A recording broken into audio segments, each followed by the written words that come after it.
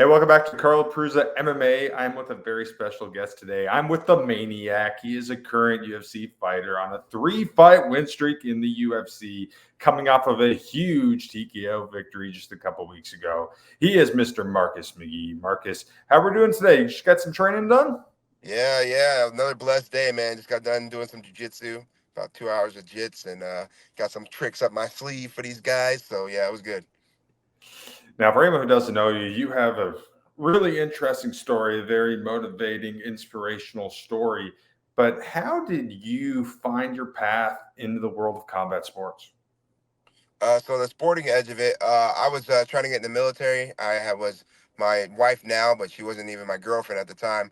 Was currently pregnant with our second child, and I was trying to figure out what I was going to do. Trying to get in the military, working, going to school, uh, and a gym opened up across the street from me. And I was like, man, I enjoy fighting. I've been fighting my whole life. I've been in the martial arts my whole life, but I've never actually been able to train under anybody.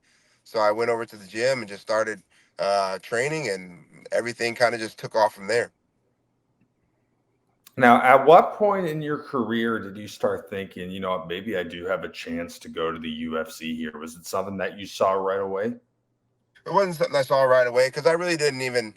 I guess I didn't realize how big the UFC was. I didn't realize like that you could even fight and like financially take care of a family. Because I already had kids and a wife and all these things. It was more like me just chasing it for myself to see how bad I could become. But again, I think during COVID is when it like started hitting me. During COVID, I was like, man, time is fleeting, and I've been around a lot of these great guys doing great things. I've been training with them, helping them get prepared. And I was like, man, I think it's time for me to start trying to figure out, really giving my all to this thing, and see where it goes. And it was like a trying time for me because I couldn't find a fight for almost 20 months, and I had just went pro. So during that time, it really built that fire, that hunger in me, and I just took advantage of everything I could. Now, you train over at the MMA lab in Phoenix. Obviously, some incredible mixed martial artists have come out of there. I believe Benson Henderson, the Korean Zombie's done some training there, and probably most notably, the Sugar Show trains out of there. How do you benefit from training there, and what drew you to the MMA lab?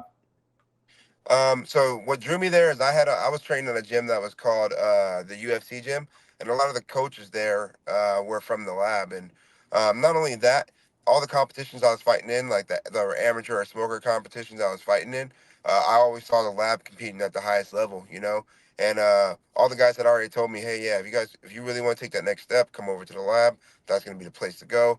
And slowly but surely, I made my way over there. And funny enough, Coach had been in my corner, not cornering me, but in my corner twice. John Crouch had. So we had already got to feel that vibe before I came over here. So when I came in, he was like, "Yep, hey, let's go, jump in there." Gave me Alex Caceres for my first sparring round. It was like, all right, this is where I need to be. Now, have you had any interactions, any training with Sean O'Malley by any chance? Not lately. He's been doing his own thing over at TWBJJ, but we trained together a lot for the last 10 years. So when I first met Suge, he had just flown down here. Tim Welch was one of the trainers over at UFC Gym. So I knew Tim Welch. I was close to Tim Welch. I had met Sugar when he came down here, and then when I made my way over to the lab, they were doing like so we've been training together for a long time. But in the I'd probably say last 4 or 5 months, we haven't done much training.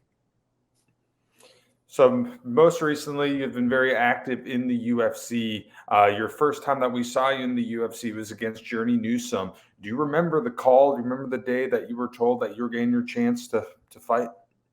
Yes, I do remember. Actually, it was a day similar to today. I was doing jujitsu. It was around 11:30, and I was doing jujitsu, and it was Wednesday, and I just got done. And me and my buddy were talking. We were just kicking it, talking about the fact that I had been looking for a fight. I couldn't find a fight at all, but I was staying ready, and I was like, man, I haven't heard anything yet. I think I'm gonna go get some food anyways, because I was like fasting at that point.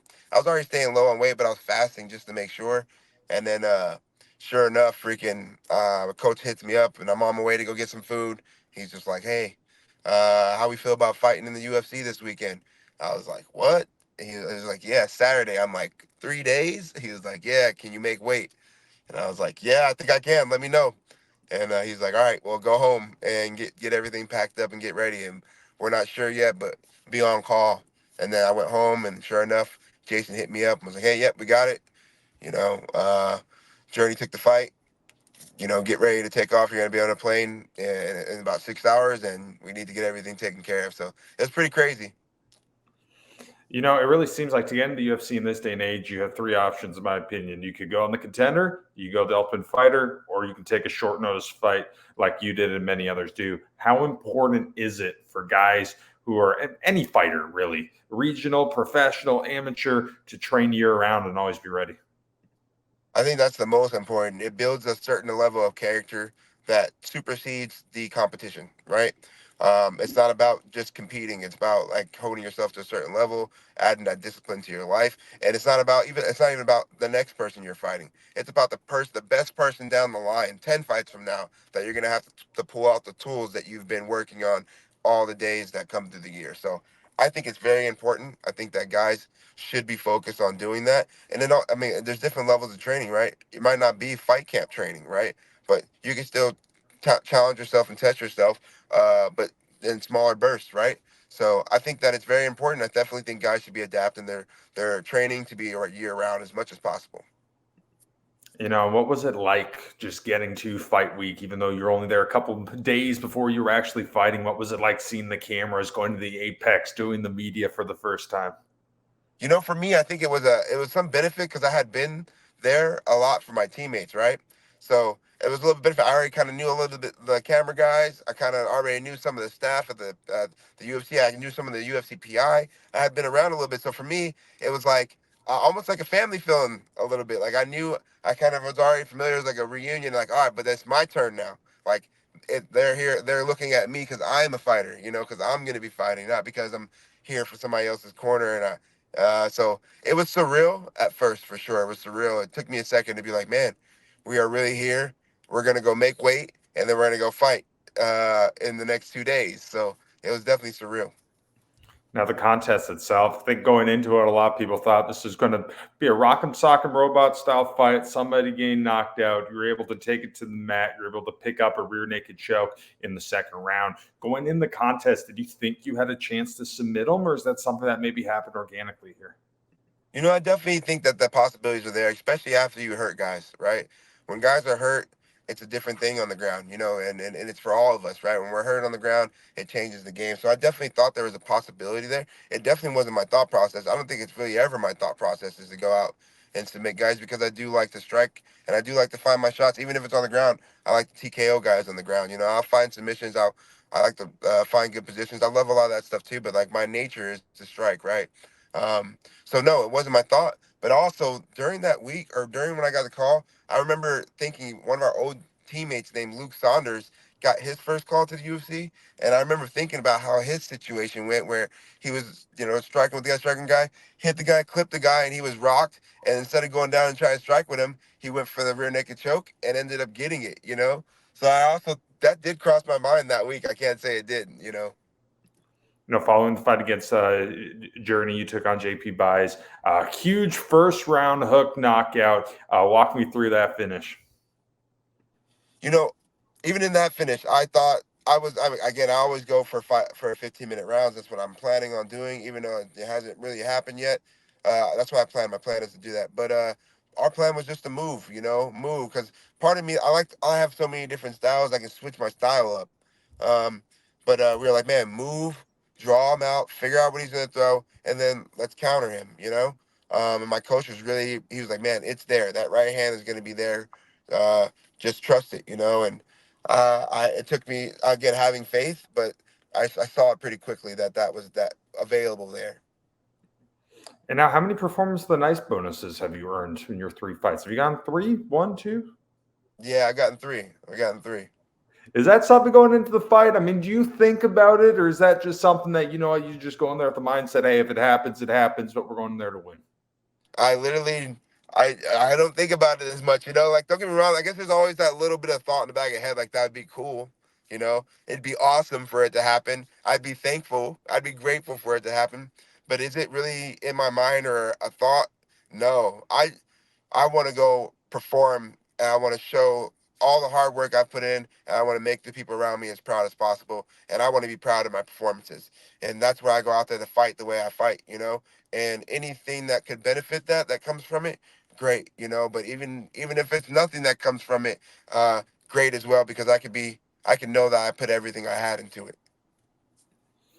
One thing I think not a lot of fans realize, I mean, so many fans watch sport in 2024, this thing is getting huge, but not a lot of fans understand the sacrifices needed to be a professional mixed martial artist. When you're starting out on the regional scene, the money isn't great, as I'm sure you can attest.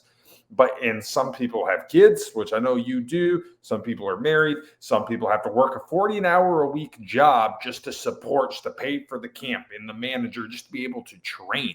How did you get through the sacrifices? What motivated you?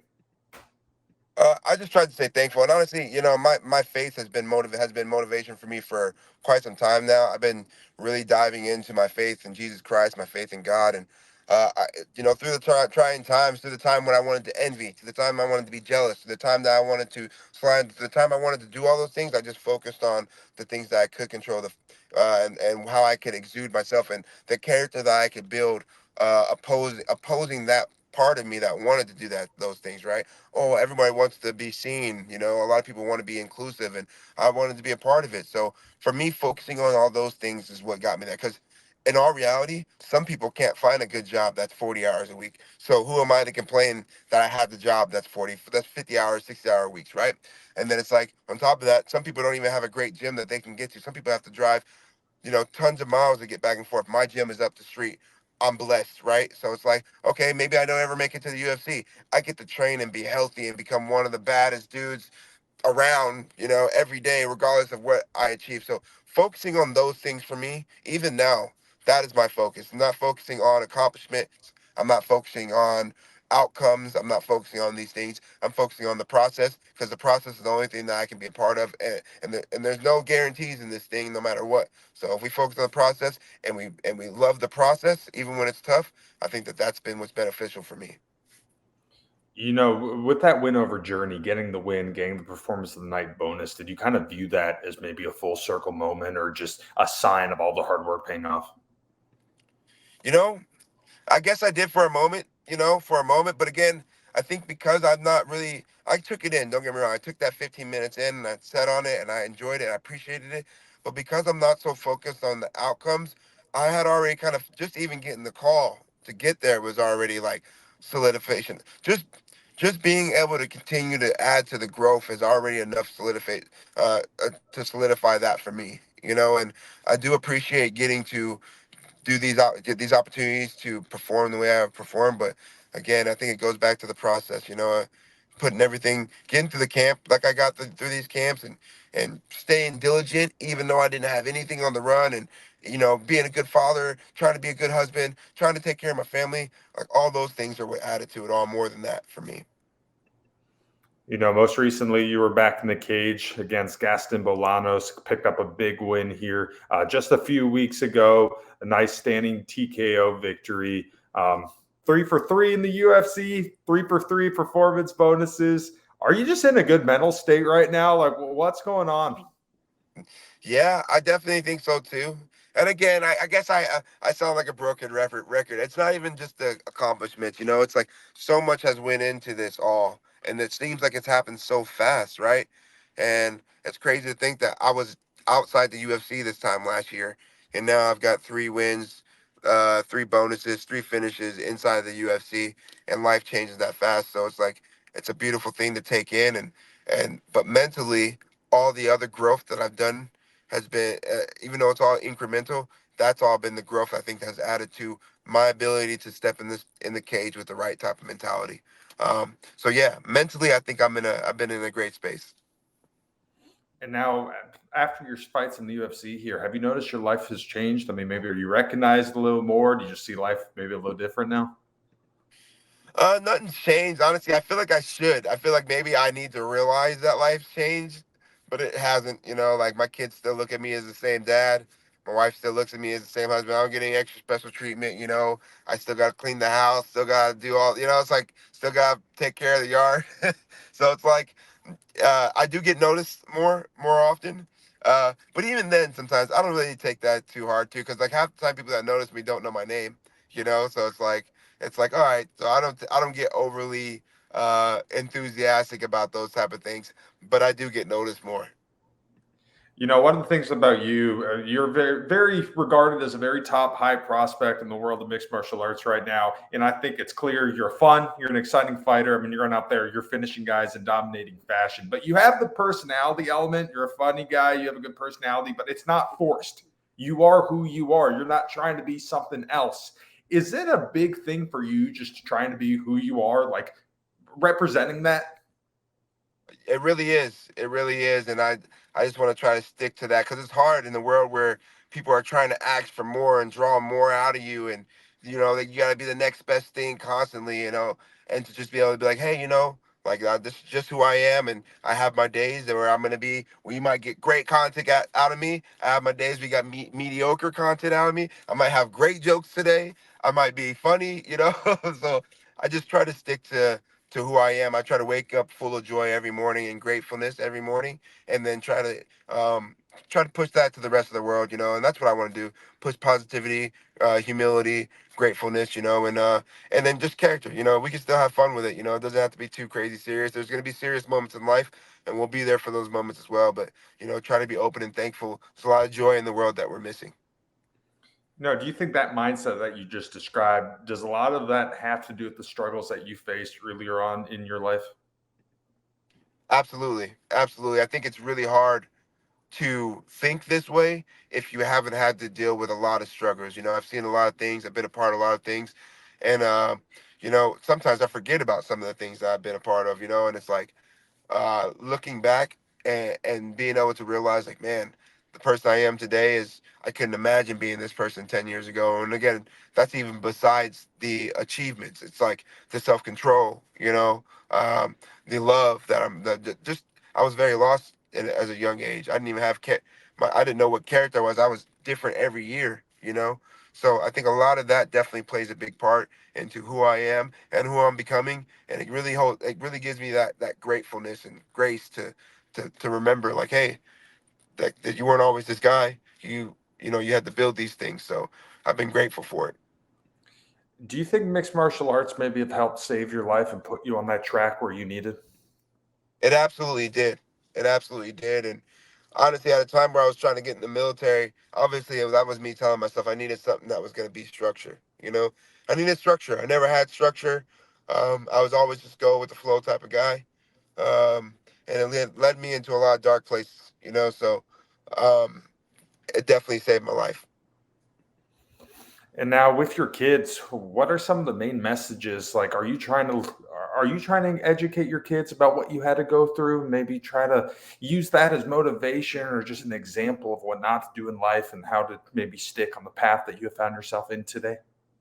Absolutely, absolutely. And again, like, they inspire my faith so much. I through teaching them and through having to figure out exactly how I want to approach things and articulate things to them, it has brought so much clarity to me, right? How I would have wanted somebody to come with me, because you have to think about it. Like, most adults, and no, nothing not to shame on anybody, most adults just come to the kid and say, hey, this is what I say. It doesn't matter if it's right or not. I said it. This is what I think. It's what's right, and you better believe it, right? Opposed to planting seeds of experience, right? I'm just going to plant seeds of experience and try to give them the utmost truth about things that I absolutely can in the best way. So when they make decisions, it'll be decisions based off of information that they've gotten that's true information, and they'll understand the realness of it. So, yeah, very big on that. Me and my kids have all types of conversations from all different parts. I want them to be, they're kids. They get to, even though they're getting older, they get to be kids, and I love it. But I also try to instill in them the thoughts that they're going to need to have when they start hitting this adulthood that's coming right around the block. We're raising adults, not kids. We're early into 2024 here. You've already found victory once this year. You want to get back in there soon? What are your thoughts? How many times you want to fight this year? It feels up to you. Yeah, if it's up to me, 4 times is what I want to fight this year. So that's the plan. I've been talking to the guys, so we'll see if we can get in there. I think April's going to be a little hard, so by May, I would like to at least already have fight news. Be fighting by May would be ideal. Because then if I fight May and Lord willing, I at least come out there with the least amount of damage so I can heal properly and be training again. I might be able to go get in August. I might be able to finish up in November, December. So that'd be great if I could get 4 fights in. You think you're getting closer to a top 15 guy? I keep hearing it, so I guess I better be ready for it, right? Because I keep on hearing it. And no, if you're asking me, I fought great. Like I think all the guys I fought extremely tough, but none of them are above number 30. So it's like even though I finished these guys, none of them are even above number 30. As far as rankings go. So it's like, how do I just start jumping over these guys who have been a part of the organization forever? So no, I don't think so. But again, I'm preparing myself and my thought process would be that my next fight is going to be against the toughest fighter in the world, and that I'm going to need to be my best self. So far you've been able to fight in the Apex. Obviously, a little different than fighting the crowd that you might have in the regional scene. How do you enjoy fighting in the Apex? Do you like the no fans there? Or do you like to feed off the energy from the fans? I think I'm both because I haven't fought in front of fans in the UFC, but I always had fans on the regional scene. So I always had fans. Like I had a lot of fans. I would sell a lot of tickets. I hustled because that's where we made our money on the regional scene was hustling for ticket sales. So I would hustle and I'd have big crowds, and that does get me pumped up. So I enjoy crowds, but also I'm a very intimate guy. I always used to say in high school, like, hey, most of these people, all these people act like they want to be fighters, but how many people want to go into a dark alley with one guy and nobody filming, no footage, no nothing, and let's just find out who is the best fighter. Not a lot of guys think that way, and for me, I feel like the Apex is kind of like that. Like it's like it's not about the crowds and the people and the cloud. It's like who wants to fight. Do you think you benefit from the Apex and being able to hear the corner? Yeah, but I think you can hear a corner still. If you're, if we are doing enough work with our coaches, right? No matter where you are, I always feel like you can, if you're intentional, you can hear voices, right? So yes, I do think it's beneficial. But a lot of even if you can hear your corner, if you don't know how to listen, you're still not. It's not going to benefit you being in the apex, right? You have to be able to not only hear your corner, but be able to listen, adapt, adjust, and follow directions. So one thing that I really look for is when you see fighters like yourself who have a lot of hype, who have experienced early success in the UFC. I like looking at their record and I like looking at the loss column. If I see a guy with zero losses, not that I get afraid, but I know, inevitable. We're in the business where things can happen. I mean, it just takes one punch. You could be a betting favorite by 700 points. One fight could change the contest. With you having one loss in your regional career as a pro, do you think that has benefited you for the future? Do you think you almost maybe need it? I honestly, I do, and not that I won or lost on my record, or not that I think people have to have them, but for me in particular, it stirred something up in me that I needed, like again, like God works in mysterious ways, and the things that we don't want, He shows us so that we can, embrace and fight through it. I needed that. I needed it to show me too, like, what do I want? Am I still willing to go through all this, even though the end of the tunnel could be dark? You know what I'm saying? Am I still willing to jump in there and go to the fire? And that's what it showed me, and it also showed me that, my it showed me faith, having faith, also. But the other thing was like just grit, right? Like just being determined and not getting down. If you're gonna let your highs be high and your lows are gonna be super low. So I was able to get through that moment. I shed some tears. I felt it, and just like my wins, I embraced it for 15 minutes and then back in the gym. I was back to the gym the next day because that was a Friday that I fought. So I was back in the gym the next day, training those same things I would have had to, whether I won by them or lost by them. I was gonna have to get back to the gym and get better, no matter what. There's another saying that we've been saying lately. Oh, you won? See you Monday. Oh, you lost? See you Monday. Oh, no contest? See you Monday. We have work to do. All right, last question for you, Marcus. In a perfect world, what are you looking to accomplish here in 2024? In a perfect world, I'm looking to move up the rankings, and I'm looking to get some more finishes out there. I'm looking to solidify my name, and not just in the top 15, but uh, as a mainstay in a main name in the UFC. I want people to, when they hear me being on the card, when they see Maniac McGee's gonna be on the card, that they flock to get that card. That they're like, man, we're not missing one of these guys' fights. So that is my goal. 2024 is to make sure that everybody knows that when Maniac's on the card, we're watching. Marcus, thank you so much for jumping on here with me today. I wish you nothing but the best, and I think we're all looking forward to following the Maniac here in 2024. Maybe seeing some more performance of the night bonuses. Hey, maybe he will. I'll put it up in God's hands, and he always comes through. So I wouldn't doubt it. That's the Maniac. I'm Carlo Perusa. Stick around.